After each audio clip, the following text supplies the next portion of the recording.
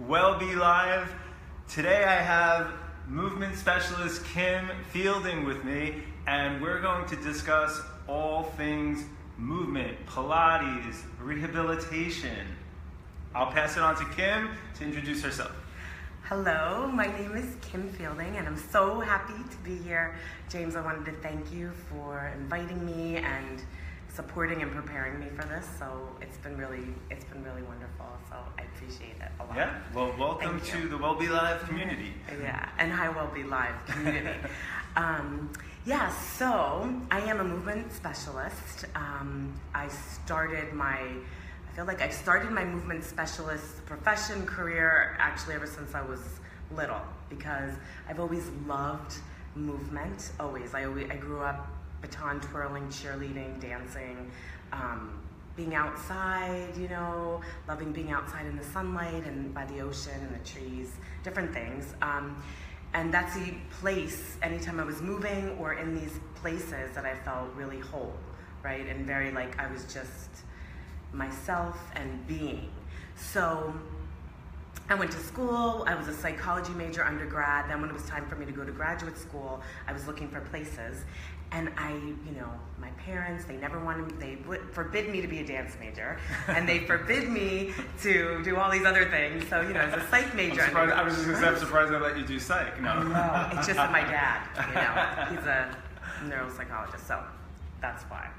But, so anyhow, I just knew that I just didn't want to go on the track of just being in psychology, because I was worried that I wasn't going to also be able to move. You know what I mean? Or relax, or find balance, or get good nutrition, different things like that. Be myself, because that's a big aspect of who I am, but not the only thing. So, it's at school, we had all these grad people come in, and one college was Springfield College, and they had a program called Health Promotion Wellness Management, which was a combination of wellness counseling, movement, nutrition, fitness, holistic medicine, rehabilitation, and the logo for that school is mind, body, spirit. So, and the whole school operates that way. So I absolutely love being there. And so it was like the place where I really wanted to be. Yeah. Sounds like a big turning point, or defining moment type thing, right? Yeah. Where it starts you on this path. Exactly. Yes, it was a defining moment. Yeah, absolutely. Mm-hmm. Because I was like, wow, like-minded individuals, like minds. They have been feeling the same way that I've been feeling throughout my life. Yearning for that total type of thing, that holistic, that comprehensive type of life, right, and feeling. So after that, I worked for Jenny Craig a little bit. That was for like 6 months. But then I did some corporate wellness. I ran a women's health center at JCC for 5 years. So that was a lot of health promotion and wellness incentives and things, a lot of movement. I taught a lot of group classes, a lot of health behavior changes, those types of programs and things. This is so interesting, right? Because we've already discussed prior to this the behavior change aspect, but I didn't know that you studied psychology as well. So it's interesting that even movement people, like it's not just counselors that study psychology or how to interact with people in that sphere, So I think it's great. Like that's part of the holistic movement, is that even a practitioner that deals with movement is going to have other aspects of self combined with that, depending on your personal journey of what you learned along the way, and then that feeds into how you deliver your movement services. Interesting. Yeah, exactly. Yeah, it's really true.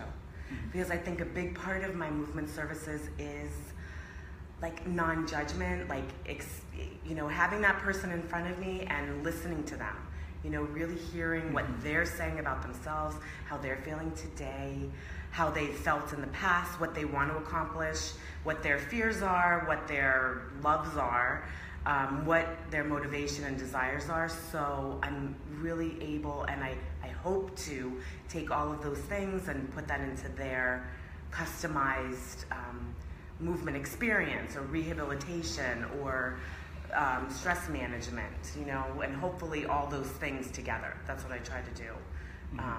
Yeah, I would imagine, right, that like it's happened for me, I think, as a recipient in yoga classes, like when the teacher comes over and repositions you, and it's like sometimes they can sense like what is a physical, you know, like barrier in you doing a movement, whereas what is maybe an emotional or a mental block, right? I imagine maybe you, like on the other side, can sense that with your client.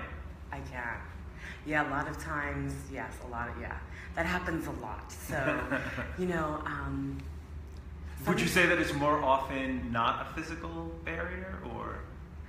You know what, that's an interesting question. I find that they both go hand in hand, actually. Okay. So, a lot of times maybe what started as emotional can become physical, and what's physical can become emotional. Like they're never independent, it seems.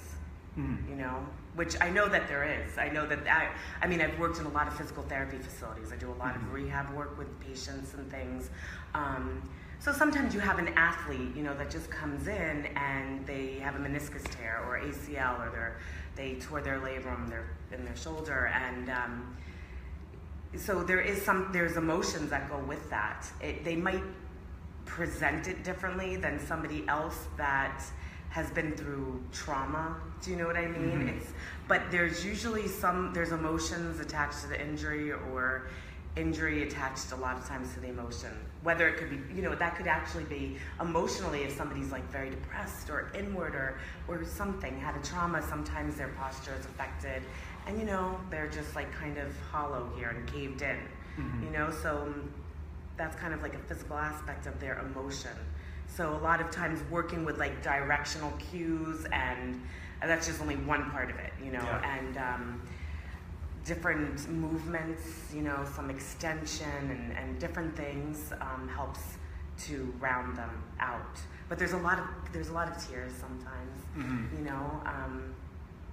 Yeah. Well, it's interesting, like you were saying, if something like a hollow, like, and then you undo that, and it is attached to emotional pain or some type of turmoil, there could be a release in that moment just by doing a physical thing.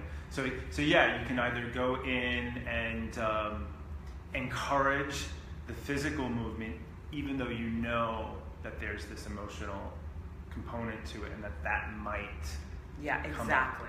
But you're aware of that, so that when that happens for the client, you're able to support them in that moment. Exactly. And there are ways. I mean, there's, you know, I try to not. Well, I shouldn't say that, but depending on the person, right? I might really try not to.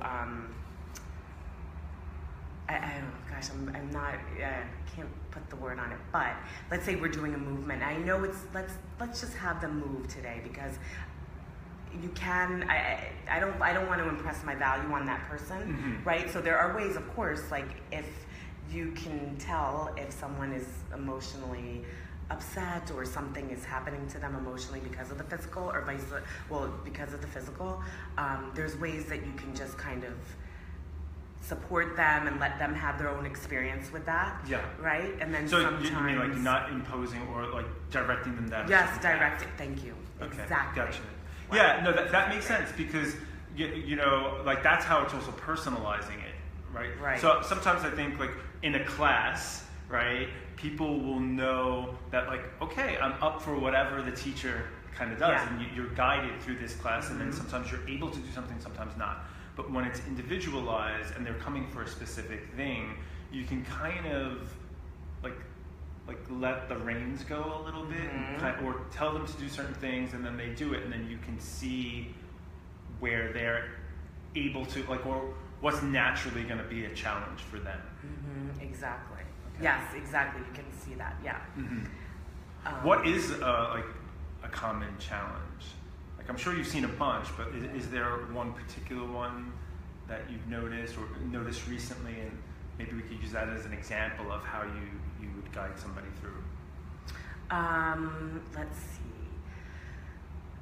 a fear sometimes is a big one, or confidence, being self-conscious, things like that, is something that I try. So that's something that you mean. Something that comes Or up even for a like a modality, like in Pilates. Like, how would that show up in Pilates? Okay, so either someone is not moving, it's in their body language. There's a lot of they're hesitating a lot. They're not sure. They're afraid of hurting themselves, maybe, or even being seen sometimes. I mean, it's interesting how that happens. Or like different exercises also. Some are scary. Some are, you're going to be, rolling back and into space underneath. There's nothing supporting you. So a lot of times that's scary. So being there to support somebody, giving them a spot, being encouraging, empowering, with your intention and things like that, helps someone maybe get through that, that adversity or whatever it is, that fear. And maybe they're just going to go a little bit today, or maybe a lot, but whatever it is, they usually, it's like very profound for them, you know, and they feel so much better and much more confident and happy. Like, wow, I accomplished something. Yeah. No, well, it's true. It's like what you're saying with encouraging. Like, I think we almost take that for granted, that people are going to like support or be in that space and encouraging it. Like a thing that I notice with anyone, whether it's a movement or just like small goals, it's like any progress is progress. Yeah, exactly. So to remind people, right, because sometimes they have an expectation, or like we'll see certain movements be done by others, and there's like this full range of motion, and it's going smooth, and it's like, but you don't know how long they've been doing those movements, and then all of a sudden they're there, and then they start doing it, or like you said, something comes up like emotionally, and then it halters them from continuing, and it's like, oh, okay, there's steps for you to get to that vision in your mind of what the full range of motion can be. But it's kind of like guiding and coaxing somebody through that. Exactly, right. And also a lot of times using visualization with them, like to visualize themselves doing that movement and getting them to relax, like getting into their parasympathetic nervous system with their breath, to allow them to just kind of release, with their thoughts or and their movements and things like that. Yeah. I had a client that, it was just touching. We were doing Pilates, and then I brought her into the back room, and she needed some gait training, right? Because she had a little injury, and she wasn't like rolling off her feet and not like flexing her foot to heel strike, things like that. And then we got into, so part of that, I do a little dance skill or technique that you can just kind of go across the floor, and it helps people kind of camouflaging what we're going to be doing with it, but it helps them activate the right muscles and things like that for them to then, walk and just get this more of a biomechanically correct type of walk, because things are activated, right, and they're doing things. But so we were doing it, and then I taught her a little piece of choreography, but she's like, oh my gosh, Kim, no one ever told me that I was a good, because I said, oh my God, that's so good. So, I was a good dancer, or that I could dance, or that even my walk was nice. And she just started crying because she just felt, something that she wanted, and she was never able to find something that we take for granted. Or just walking and posture, and even the word gait, like physical therapists talk in terms of that, but a lot of people just that in their everyday life, they just go through the motions, like kind of more on automatic pilot. So to have that moment that you had with that client, it was probably very specific and, like more highlighted for her in that moment, so that it's like not only is she aware of what she's doing, but then she can really attach the feedback to what just happened for her, exactly. what she physically experienced. So I think that's really important, especially, I mean, this has come up many times in interviews here, that like New York City, we can be very heady, and I think actually everywhere is becoming more heady, like with online stuff. The good thing about online, you mentioned this too, is visualization. So even though we're online a lot and we're in our heads, at least there are a lot of things that we could watch now in terms of seeing accurate posture and form. But that doesn't replace us doing that physically or doing it with somebody that can guide us or be there for the support and the feedback. Yes, exactly. And just finding like your core, you know what I mean? But that grounding, that center for yourself, you know? So a lot of times doing these movements really helps you find your confidence, find your strength and your power, you know, where it unleashes it, let's say. You know, or if you can help like to kind of combine the two, especially if we're so heady nowadays, you know? No, it's true because like, right, our emotional center or even like our gut and instinctual stuff, it's like, so that's all located in the core, and then there's all the, like, with a lot of movement modalities, right, there is focus on core strength. So the physical core strength, but the two aren't necessarily separate, like, or they're so interconnected that it's like, okay, yeah, you might be a confident person or have some type of intuition or in touch with your gut instincts, but how strong is your actual core? And then they feed off of each other. It's like, okay, let me work on the physical strength aspect of that, and then that will support, and then it's like kind of going back and forth between the two. And so what's something that you do core strength wise? Oh, okay. To help people get core strength. Everything, you know. So plank, no. Plank, yeah. But usually to set somebody up, you know, I do a lot of pelvic floor work with people. I mean, it doesn't have to be. Some people I do a lot with. Some people, you know, just helping them find that engagement in their abdominals, right? So engaging the muscles that stop the flow of urine, you know, and things like that, and then helping you get more into your transverse, allowing your rib cage to narrow and close, and really finding that engagement because of the breath. Big thing is breath, breathing 360 degrees, like, so you're getting a 360 degree expansion of your rib cage, and then allowing your ribs to narrow and allowing the belly button to move up to the ribs, but keeping and finding length, right, the whole time. So just establishing this center and this core that's really, really supportive of your spine, and whenever you're supporting and engaging, you're really helping decompress your spine and things like that. So then after that, then we do a lot of things where we're, you know, moving the lower extremities, whether it's standing or lying on your back, and that's going to overload and make things harder for the lower abdominals. And then doing things with the upper extremities, and then having to connect the breath to the core, to the upper and the lower extremities, which is like a Pilates flow or just a life flow. Do you know what I mean? And trying to find that comprehensive, integrative movement pattern in life. You know, like I've been teaching a class called, I teach specialty classes, so there's one that is for text necks, you know, so a lot of like texting, these forward head postures and forward shoulders.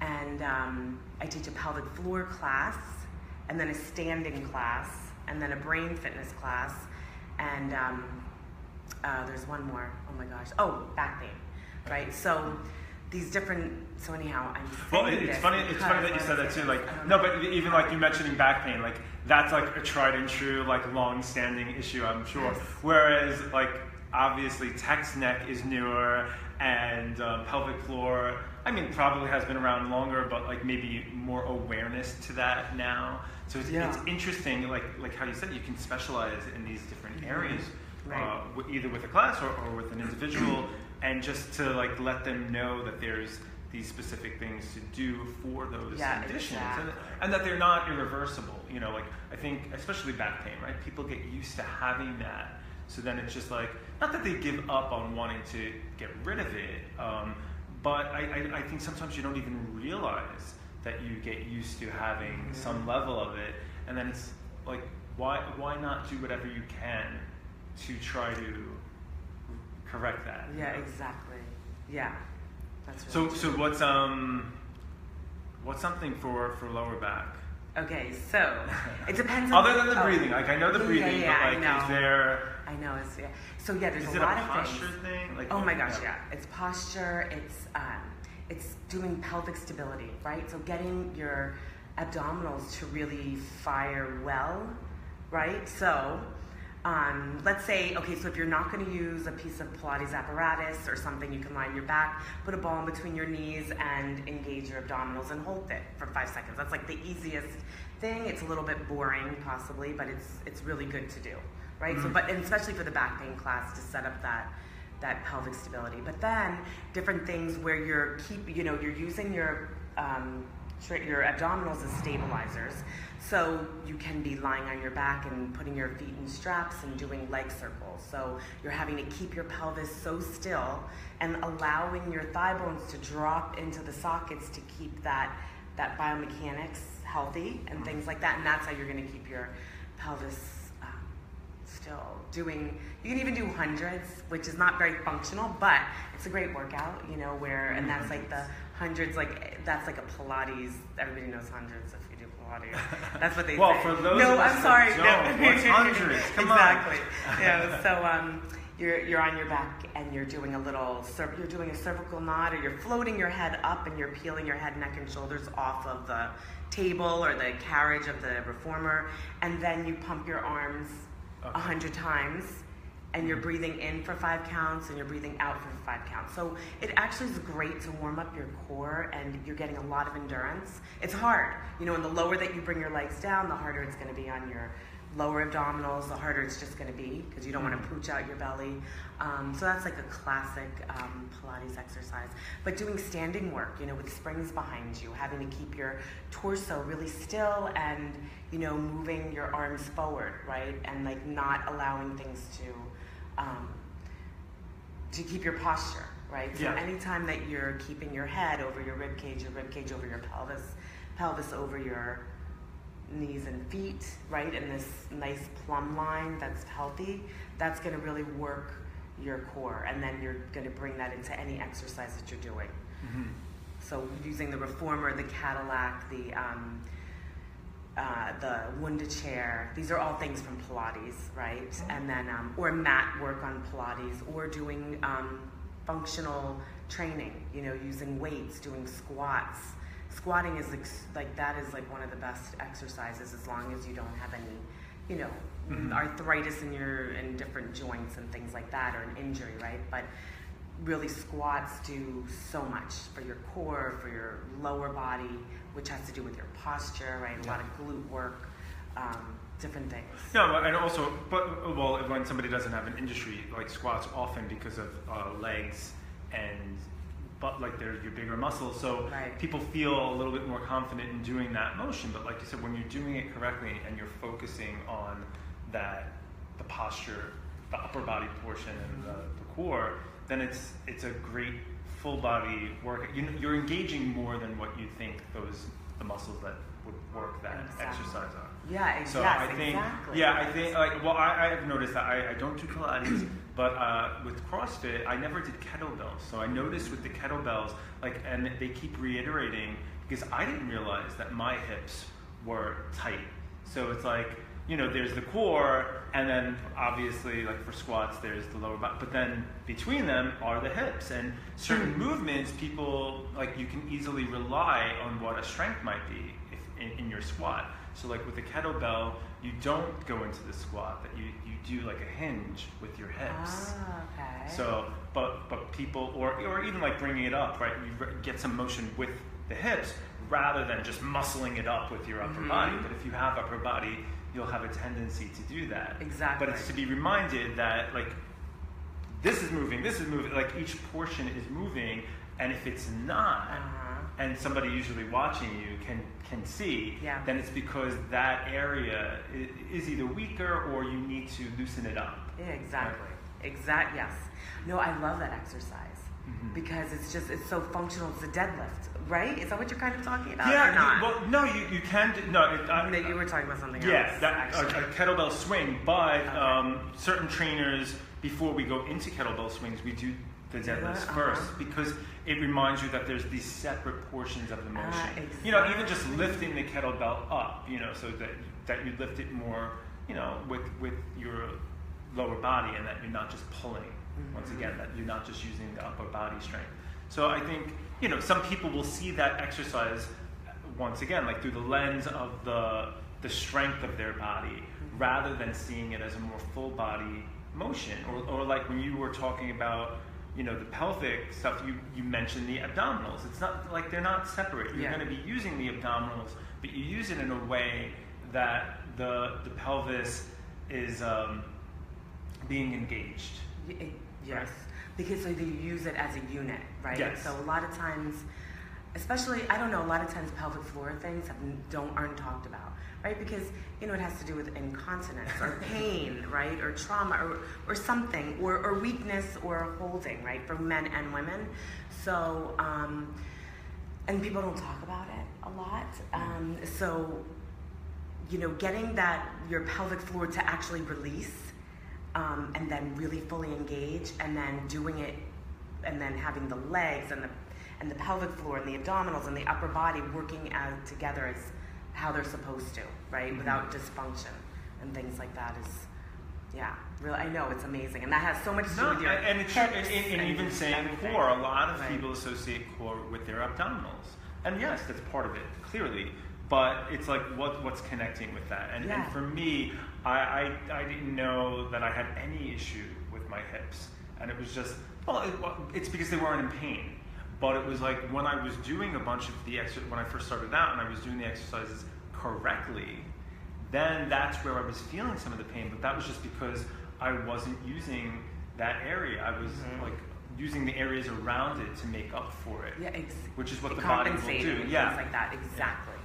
Yeah, the body always does what's easiest for it, you know? Yeah. But that's true, like, because anytime, you know, anytime that you have a client, I know that you do this too with your clients, you know, you assess them. So I really assess people, like, each time that I'm with them. I don't need to let them know I'm doing it, right? But a lot of times in the beginning, I always am, like, especially when I'm first working with them. But you can see where they need more mobility, right? So a lot of times I'll take that, you know, I'll let them become more mobile first, right, to get the full range of motion, and then work with their muscles, like, so they can do full range of motion things, you know? So I don't know, it's something what you were saying, because if you are stuck someplace, then you're compensating, and that's where overuse injuries happen, and things like that, things that don't feel good anymore, you know? And then just your quality of life changes, right, and your function. So do you give clients like homework and stuff like things to do? I do. In between yes. So what's a good go-to for people that you think is I don't want to say easy, but something that people will do, you know? Okay. Yeah. Okay. So a lot. Yes. So, and I always know if they're doing it. You know what I mean? If they're doing their homework or not.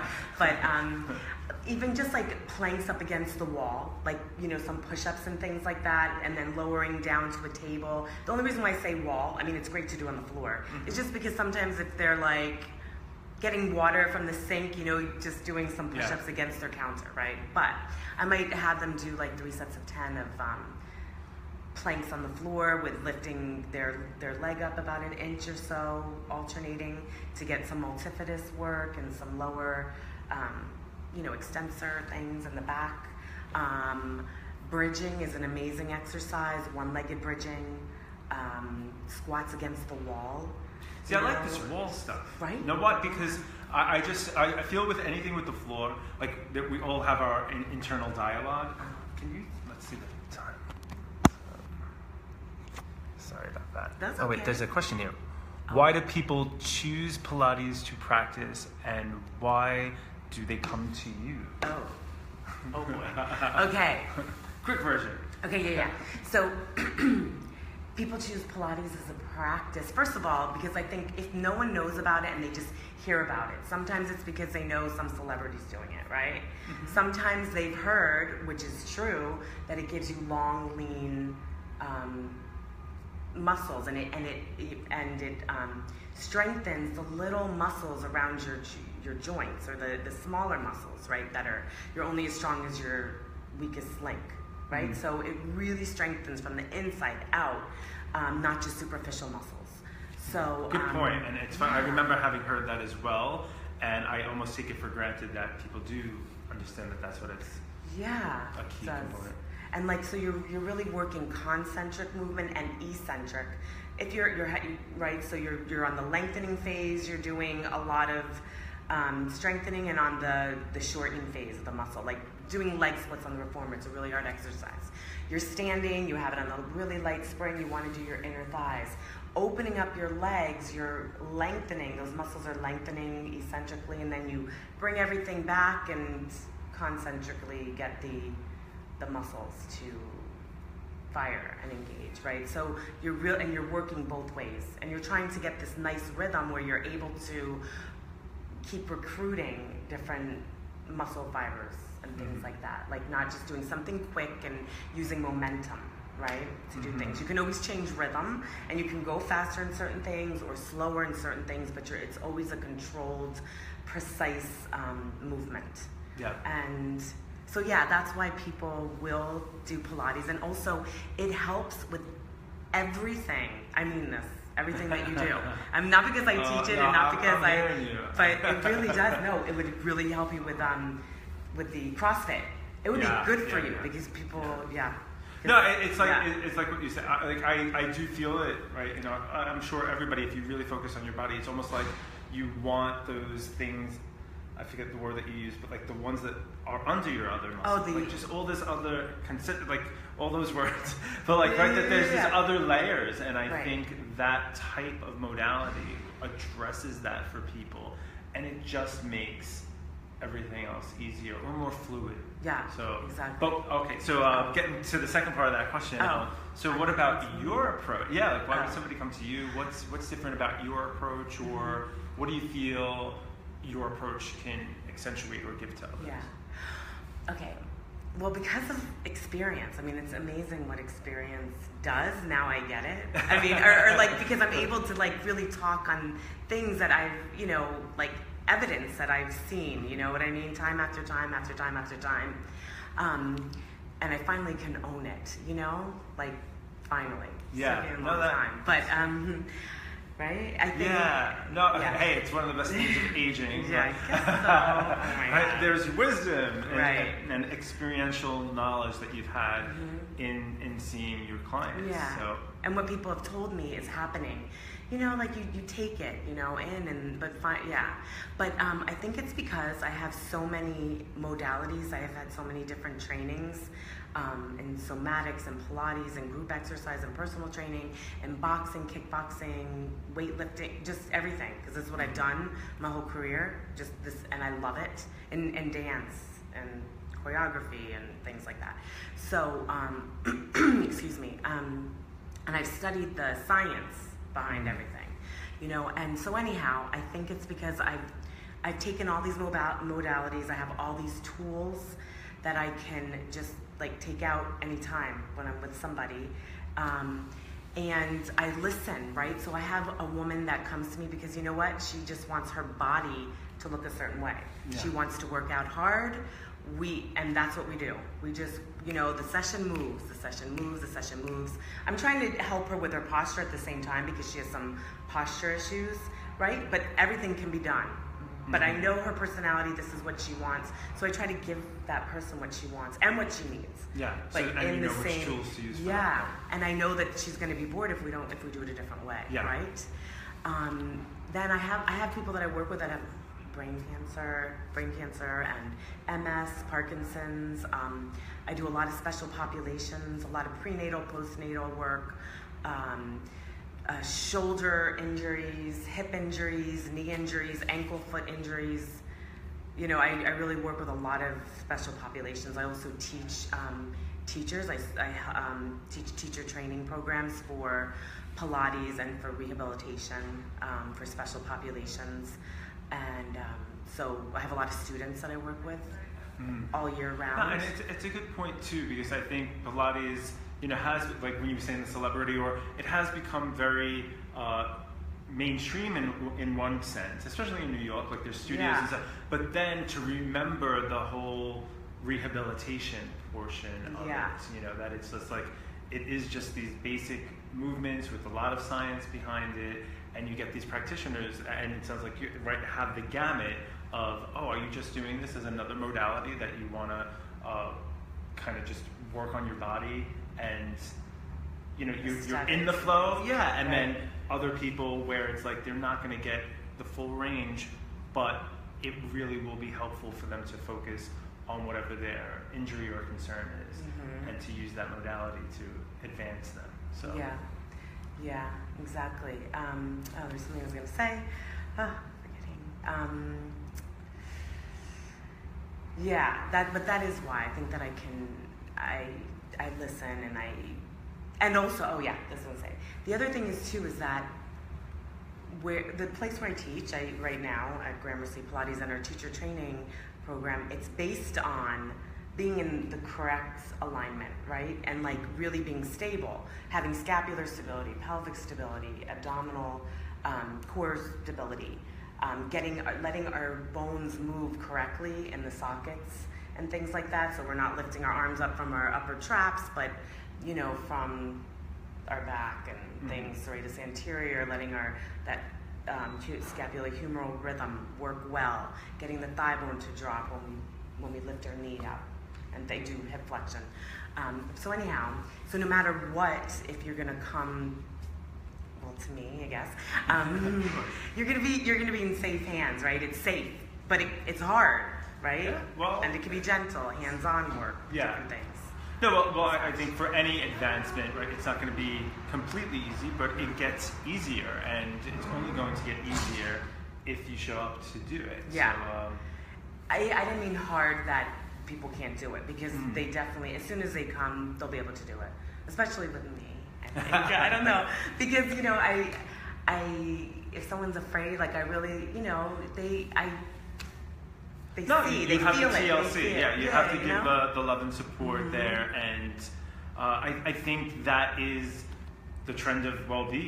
Like we are accumulating practitioners that not only have the proficiency in the modality of what they do, but they have this larger sense of holistic wellness and how to connect with the person on multiple levels, because that's important. We're not just doing this for an end goal of just physicality. We're doing this for overall wellness.